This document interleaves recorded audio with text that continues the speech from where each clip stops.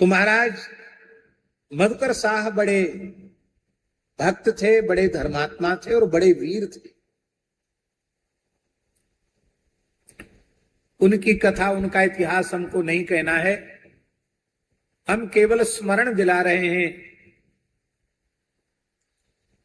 वृंदावन के महान रसिकाचार्य विशाखा सखी के अवतार श्री हरिराम व्यास जी भी ओरछा के ही थे और यहाँ के राजगुरु थे।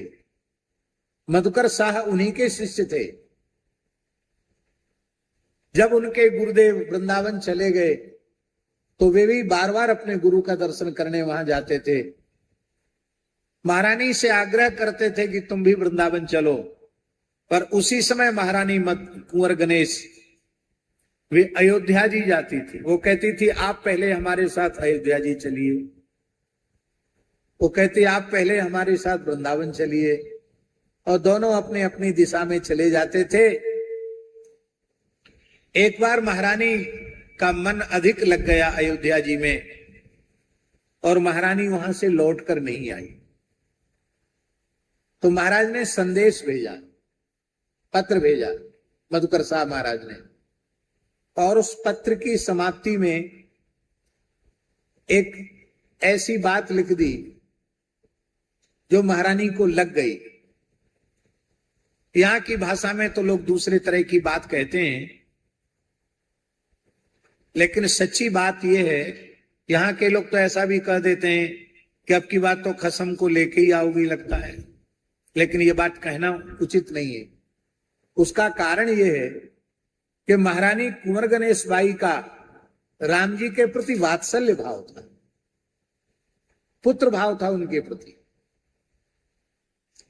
इसलिए इस प्रकार की बात कहना उचित नहीं है। महाराज ने पत्र में लिखा कि तुम्हारा मन तो अयोध्या में इतना अधिक लग गया है, लगता है इस बार बिना राम जी को लिए ओरछा लौटोगे ही नहीं। ओरछा लौट के आओगी तो राम जी को साथ ही लेके आओगी। महारानी इतनी भक्तिमती थी, भगवान श्री राम की उन्हें अनुभूति हुआ करती थी। उन्होंने भगवान से प्रार्थना की कि प्रभु आप ओरछा चलिए। राम जी ने कहा संभव नहीं है। महारानी ने अनशन व्रत ले लिया, अन्न जल का त्याग कर दिया, और ये संवत 1631 की मंगलवार की रामनवमी की पवित्र तिथि की घटना है कि महारानी निश्चय किया कि जब प्रभु नहीं चलते हैं तो संवत 1631 चैत्र शुदी रामनवमी मंगलवार, उस दिन महारानी कुंवर गणेश बाई ब्रह्म वेला में माने 4 बजे सरयू जी में कूद गई।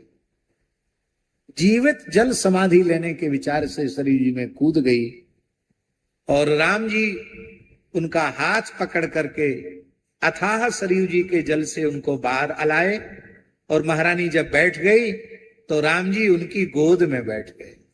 बोले अब तुम्हारी भक्ति से हम तुम्हारे हाथ बिक गए हैं, अब हम ओरछा चलने के लिए तैयार हैं, लेकिन तुम यह मत सोचना कि ओरछा जाने से, हमारे जाने से ओरछा बहुत आबाद हो जाएगा, उजड़ जाएगा। ये परीक्षा थी भगवान की कि तुम्हें राज्य से प्रेम है या मुझसे प्रेम है। तो उन्होंने कहा नगर बसे चाहे उजड़े, इसकी हमें कोई परवाह नहीं, पर इस कराल कलिकाल में भी भक्तों के भाव को स्वीकार करके आप अपनी जन्मभूमि अयोध्या छोड़कर ओरछा निवास करते हैं, इस भाव के जागरण के लिए आप चलिए। भगवान बोले हम इतने प्रसन्न हैं कि वहां जाने के बाद मेरी सेवा पूजा बढ़िया नहीं होगी। 24 घंटे में 1 लोटा जल और 1 कड़वे तेल का दीपक भी हमारे सामने रख दिया जाएगा तो भी हम ओरछा त्याग कर नहीं जाएंगे। पर बात यह है कि हमको ऐसे ले चलोगी तो नहीं जाएंगे। हम राजाधिराज हैं, गाजे बाजे से चल करके जाएंगे। और पुष्य नक्षत्र में ही जाएंगे। पुष्य नक्षत्र का समय पूरा होते ही फिर वहां रुक जाएंगे। तो पुष्य नक्षत्र में ही अयोध्या से चलकर भगवान यहां आए। प्रत्येक महीने में 1.5 दिन के लिए पुष्य नक्षत्र आता है। भगवान महीना भर में 1.5 दिन चलते थे, बाकी वहीं विराजते थे। इसके पीछे रहस्य क्या था? इसके पीछे रहस्य ये था कि जहां भगवान 1.5 महीने तक विराजते थे, वहां हजारों साधु संत, अयोध्या से 1000 संत राम जी के साथ चलकर महारानी के साथ आए थे। अनेक ब्राह्मण आए थे। ओरछा की प्रजा थी, हजारों लोगों के समूह के साथ चलते थे। तो जहां जहां भगवान विराजते, वहां के लोग दर्शन करते और वे भी अनुभव करते कि एक महारानी की भक्ति पर आकृष्ट होकर भगवान स्वयं पैदल चल, भगवान पालकी में बैठ करके ओरछा तक जा रहे हैं। तो महारानी की भक्ति को पूरे भूमंडल में व्याप्त करते हुए, प्रसिद्ध बनाते हुए भगवान श्री राम यहां पधारे। लगभग 13 महीना भगवान को यहां आने में लगा। तब तक ये मंदिर का निर्माण हुआ, जो चतुर्भुज मंदिर है। महाराज को संदेश मिलती मंदिर निर्माण आरंभ हो गया। और जहां इस समय ओरछा गौशाला है, वहां राम जी आए और वहां पुष्य नक्षत्र शुरू हो गया।